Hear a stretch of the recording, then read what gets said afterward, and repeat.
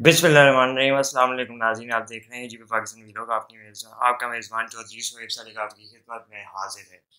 पाकिस्तान की कुछ अरसा कबल रिलीज होने वाली फिल्म सुपर पंजाबी भारतीय फिल्मों वाले अंदाज से काफ़ी ज़्यादा मिलाई जा रही है और फिल्म निकाद इस पे अपनी अपनी राय दे रहे हैं, जिसकी वजह से ये खबरों की जीनत बनी हुई है।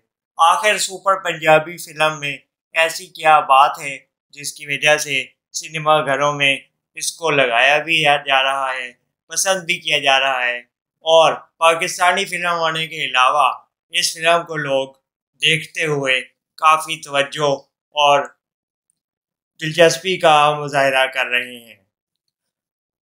माहिरीन का ये भी कहना है कि इस फिल्म को देखने के बाद लोग काफ़ी हद तक इंडियन फिल्म से अपने इस फिल्म को रिलेट करते हैं और इस फिल्म की कहानी, इस फिल्म में दिखाए गए मनाजिर और डायरेक्शन को इंडियन फिल्मों से जोड़ते हैं। अगर आपने इस फिल्म को देखा है तो आप भी इस फिल्म के हवाले से अपनी अच्छी राय कायम कर सकेंगे और इस बात का मवाजना करते हुए सही पोजीशन में होंगे। बहरहाल एक तबसरा निगार की हैसियत से हम इस फिल्म के ऊपर बात कर रहे हैं। अपनी राय देते हुए इस बात को जहन में वो फिल्मी अंदाज ज़रूर रखें जो मालिक और मुलाजिम की कहानी एक नए अंदाज में पेश की जा रही है।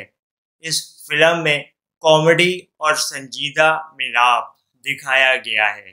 इस फिल्म की स्टोरी मालिक और मुलाजिम की कहानी नोकझोंक और मजबूरियों के गिर्द घूमती है।